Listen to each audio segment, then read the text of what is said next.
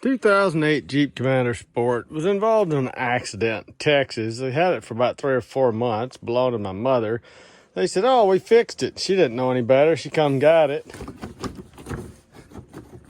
So, quite a freaking rip-off of the body shop down there. Found out they left out parts underneath. It looks like they just took a new bumper, or probably one out of a junkyard, slapped it on there and only put half the connectors back. So the part they left out appears to be this one. Got this off of Amazon for gobs cheaper than anything else, but didn't open it until just now. I've had it for a couple months. It's got a crack, but I guess that's better than none at all, so don't have time to worry about it, but that's part of that internal structure. So let's see what it takes to take this apart. There are other videos online. There's a couple screws up there you got to pull out, one over here.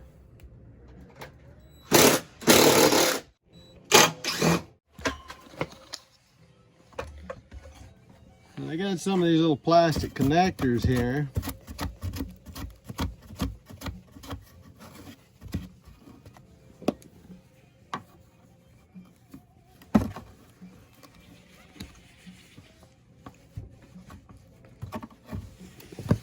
So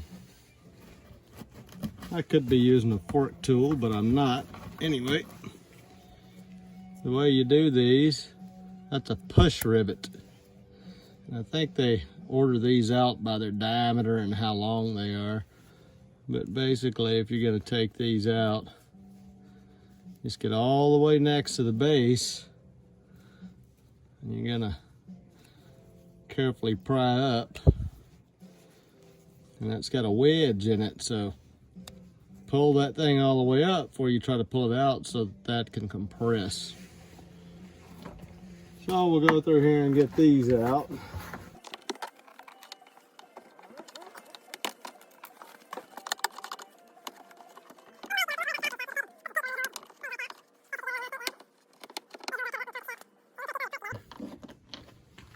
If you pull them out,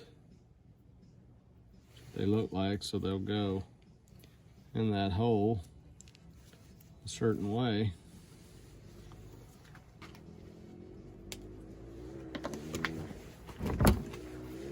Now it does make it a lot easier when they leave half the parts out of the vehicle to at least take it apart, because Lord knows what I'm going to have to put it back together.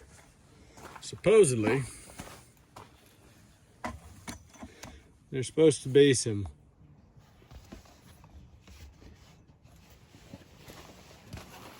rivets back in here, so they only left one of them, not even the right kind. Or actually, I think I found something, stuck it in this hole for this one.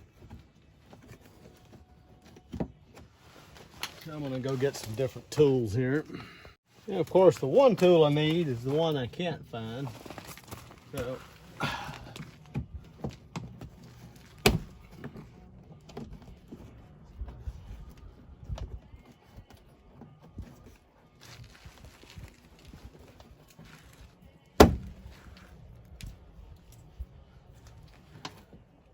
and then you'll take these out. There's supposed to be one under here.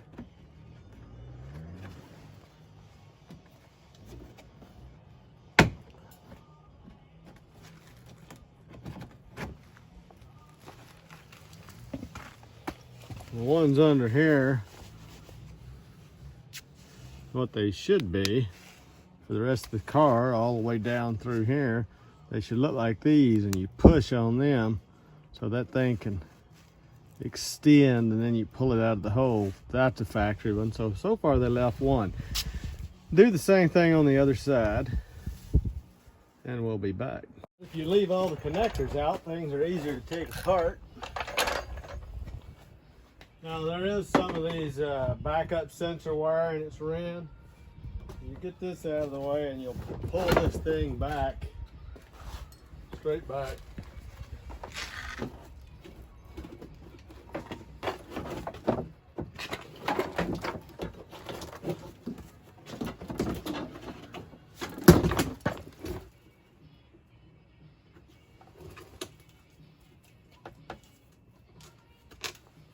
Wiggle it back and forth.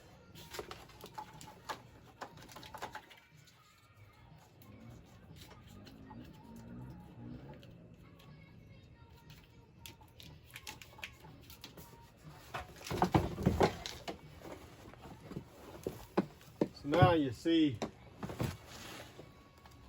have this, they have that. There's no support in here. Bumper's flopping around.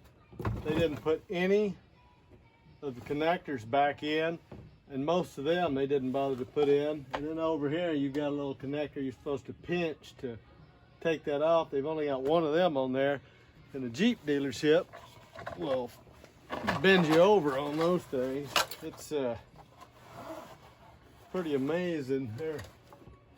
They're really proud of them. So this will be the top.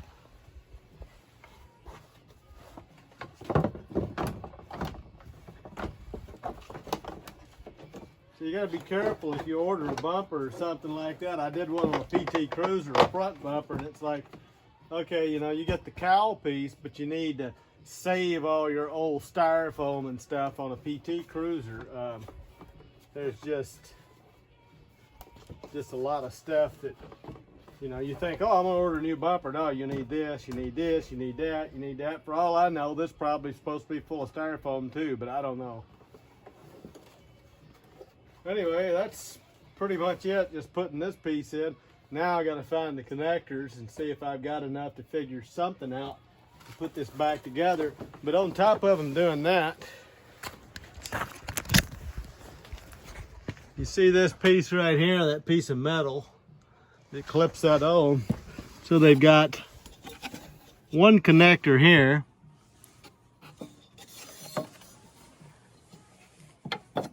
The other piece, they didn't even bother to put up. I wish I knew the name of the place, because I'd put it on YouTube. The other side, they just left it completely out. I mean, one rivet, it's just enough to where it flopped around. Like I said, she didn't know what it was doing. It's like, you know, you go to some of these oil change places. My wife, sometimes she'll go get her oil changed. I don't have time.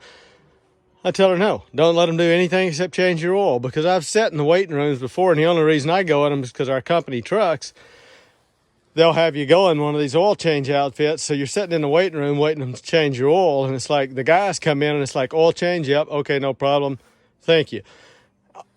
90% of the women that walk through the door, oh God, we got to replace every filter on the car, flush your transmission, do this, do that. The wheels are going to explode and fall off if we don't. So anyway, I'm gonna go search for some stuff. Just another example of a body shop taking advantage of a woman. All right, so this piece online is about, right now in 2021, is around, $50. So I'm just gonna try to make one here.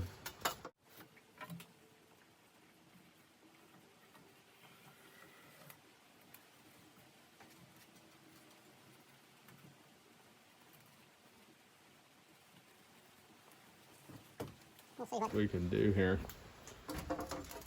You know, once upon a time I was kind of making fun of them metal cutoff blades, but you know, I was wrong. Them suckers work really good. So you live and you learn.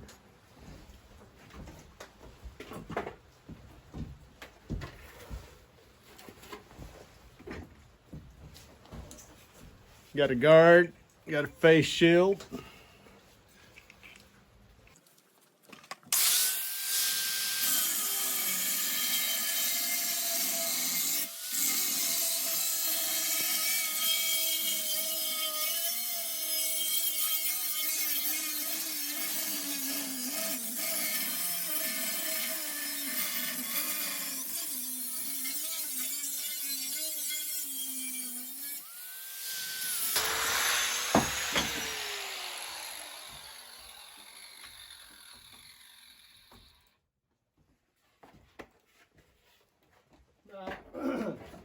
There are sharp edges, and there's hot stuff.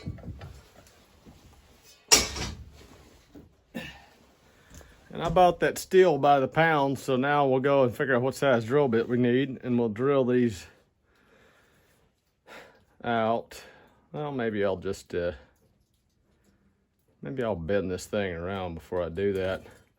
Not a really good idea to bend stuff like this, but I don't have a press brake. Now these should be a mirror image of one another. So if that's the case, then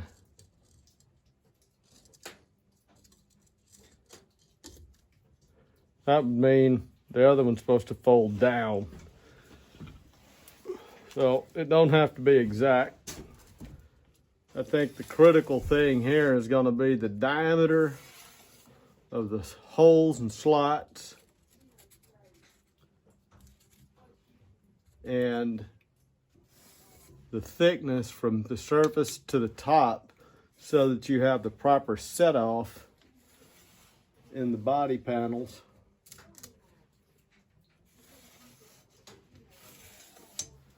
Let's see how many times in a row I can move this and get myself all screwed up here.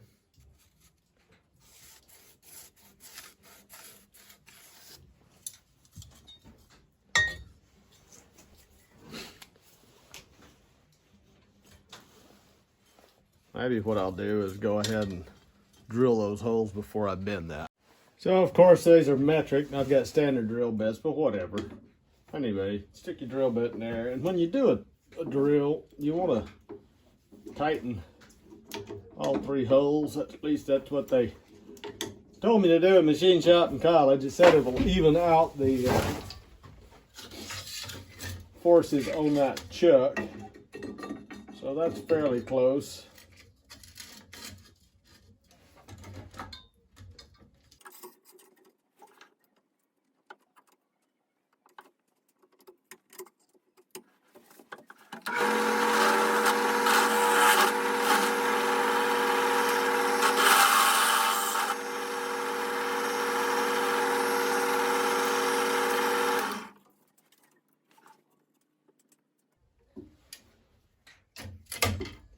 Now I'm going to take me a nut and a bolt and put through there.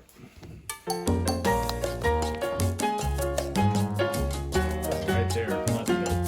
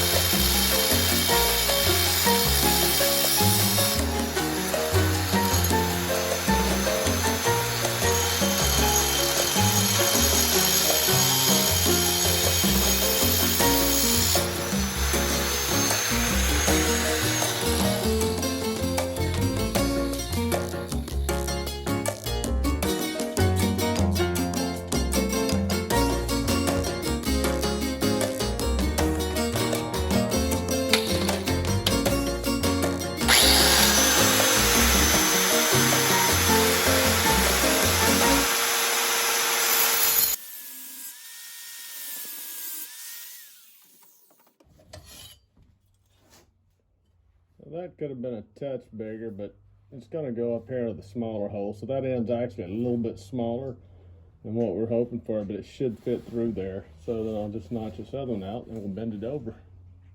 If you'd like to finish it off a little bit better,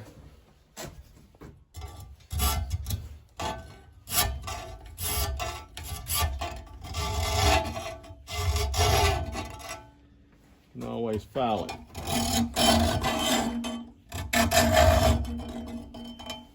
Don't drag your file backwards, you'll tear them up. So that's pretty much it for that. Now,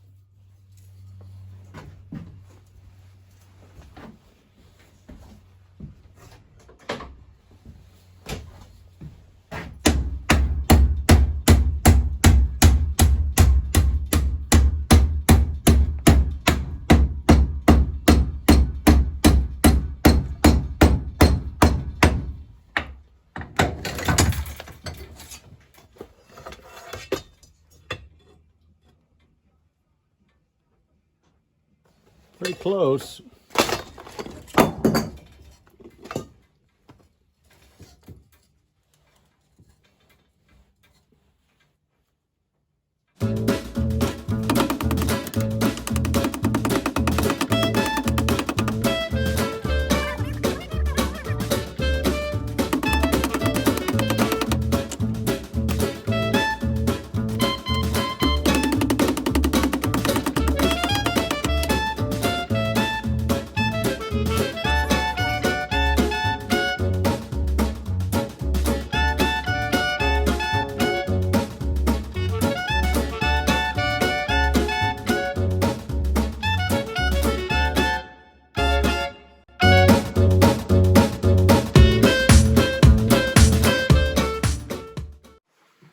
All right.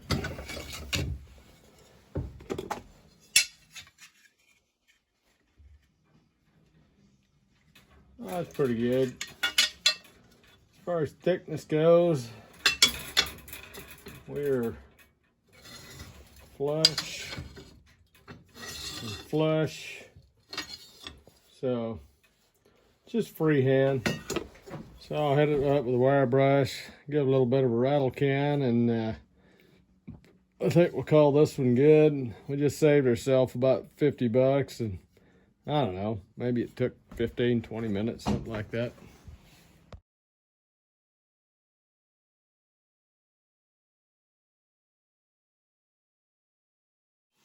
So just a cheap little paint job here. It's not like this car's got 140 something thousand miles on it, so spray a little carb cleaner on it. Get the grease off so the paint will stick.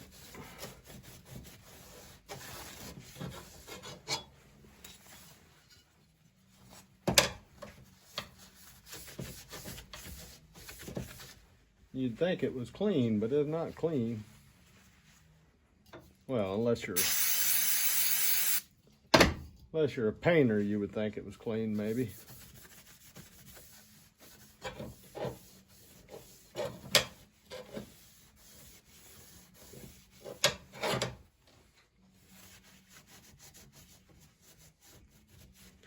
I think this is about a piece of 12 gauge steel, so it should last a little while. And then as far as what I'm going to paint it with, I mean, just whatever I got laying around, I'll give it a few coats with. I just had a box or a can of paint here. So, some of this duplicolor from an old Ford I painted. I was patching some body work on.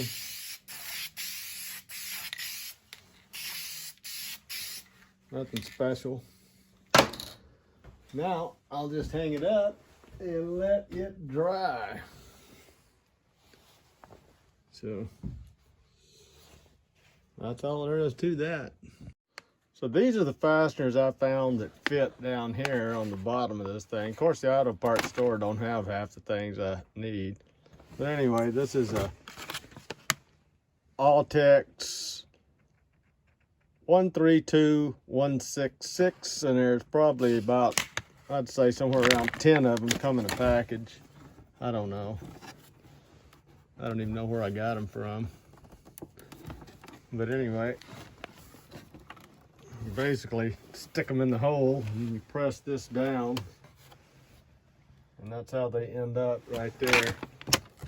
So sometimes this stuff doesn't really, you kind of got to press it in like that, doing this one-handed. There you go, like that. So they'll go down. And you just smack them in the hole there, like that. And they spread out and they'll retain that stuff. So that's the bottom side of the bumper. Well, whether I should show this or not, I don't know. I found a place online you could get these, but I got to get the bumper back on the car. So what I'm going to try, I got some of these Dorman Mazda bumper push rivets, 963-636D, and I got some Honda bumper push rivets, 963-519D. We're going to put one of each on there and see how they work. So they should work, I think. We'll see how that goes. First ones for Mazdas look like they're okay, and I'm gonna go ahead and stick this Honda one back here. You can see that hole right there.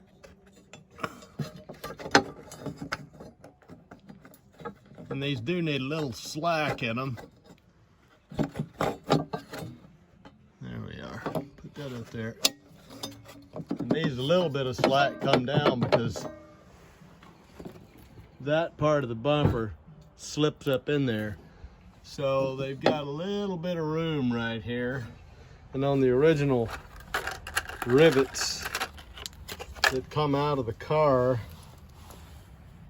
they had a little spacer here that would go in that thing. So this part here actually went up in the vehicle, but this was down, and the little bumper bracket would go, you know, through there. So we'll see how this works. The next thing are these Chrysler fender flare retainers. Dorman number 963206D. So that's the original ones that the jerks left off. So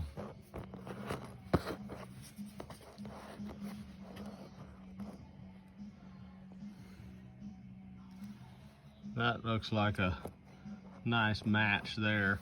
So where these go, they will plug into those holes on the side of your bumper, and they click back in here. You've got a couple little tabs right there on each side. So this will go in the middle, and these will kind of spring down and they'll click in these slots here. So the way you'll do these,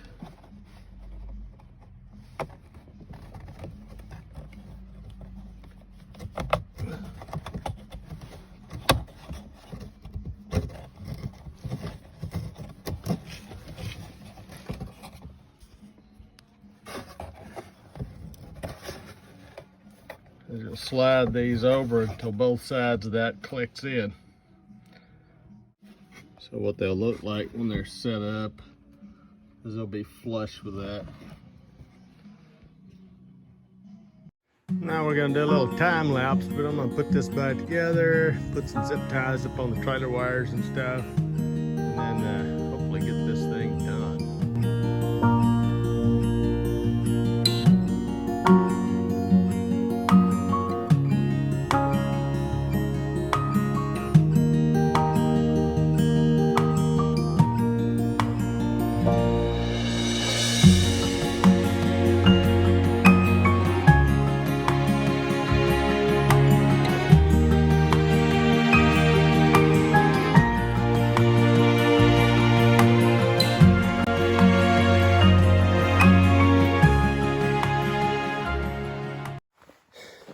you can see, there's several places that the wires were almost smashed in half, and it's kind of a two-person job to do this. You'll pull your fender out of the way so you don't scratch it.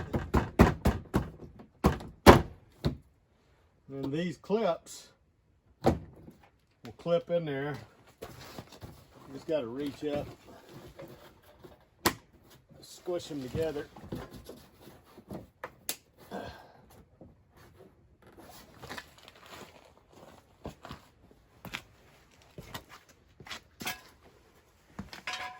You want to make sure you're not pinching any of your wires. And while you're working on the thing, watch out for wires that are chafing. They're about to break. They're going to rub through.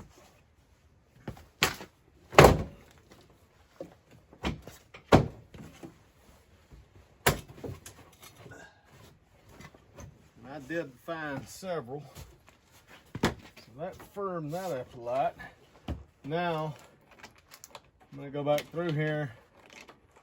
I'm going to put these push rivets in these holes across here, and then I'll get under there and do the rest of it. But it's way more firmer, and it's just going to get even more firmer, and it's actually like it's supposed to be. The thing was, you could hear it. You're driving down the road and it's just rattling all the time, so it drives you insane.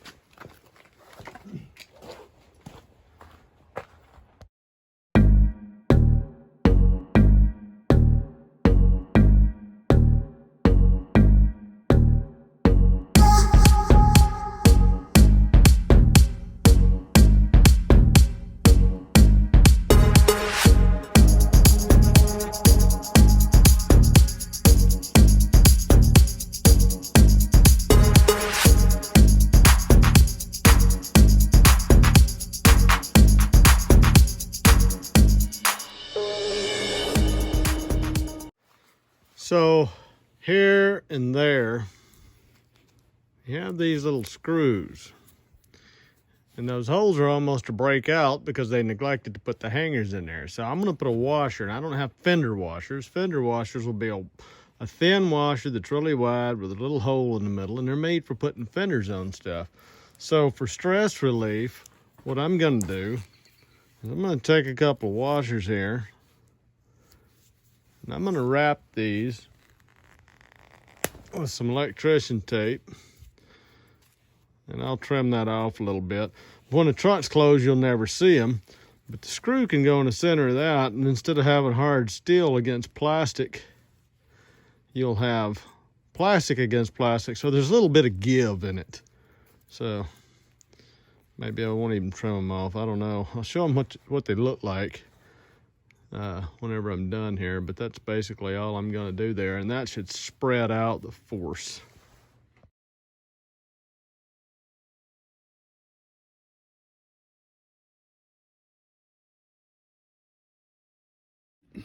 Got the hitch here. I took my trailer brake wire. You always want some slack in that, but I'll just push that up above the bumper, and you could clip that on it or just whatever, but you don't want that thing dangling because it gets caught on stuff. And not only that, but it gets full of dirt and everything else. So like, just then I squish that in and notice, hey, it's got water in it. So that'll just corrode those wires. So I'm gonna dry that out, put some silicone stuff in there, electrical grease, and put it back together. Anyway, so last thing we got to do here is you've got one plastic retainer here. I mean, everything on these things are plastic, which is sad. Then you got another one right here, and you're going to use these push pins to go up in there. And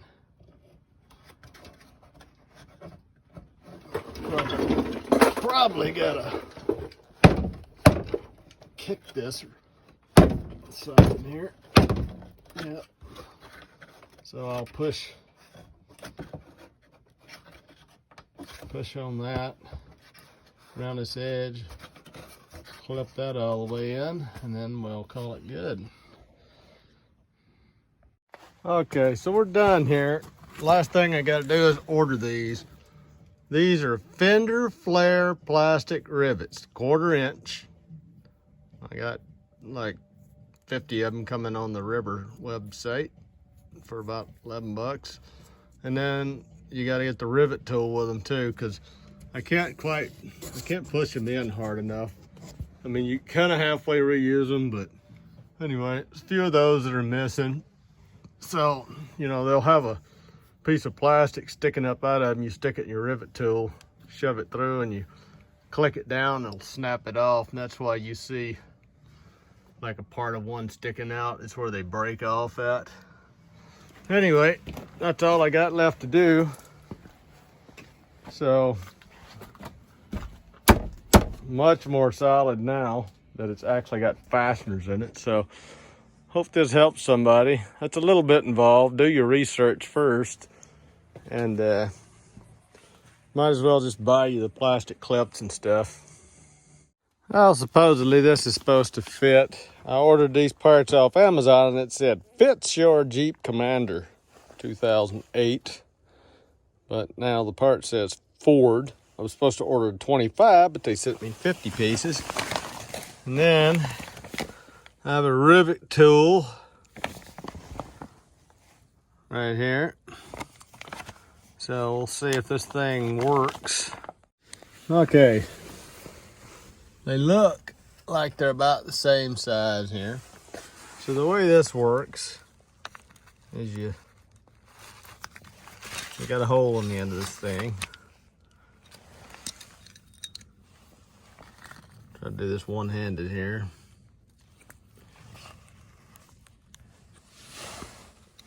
And that should grab that pin, pull it back, snap it off.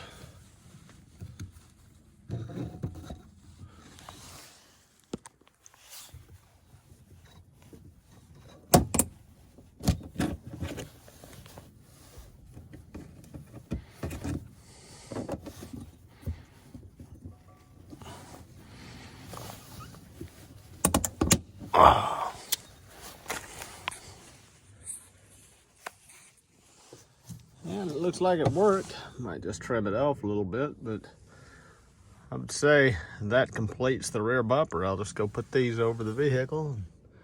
They'll look like that. I guess from the factory they left little parts sticking out too.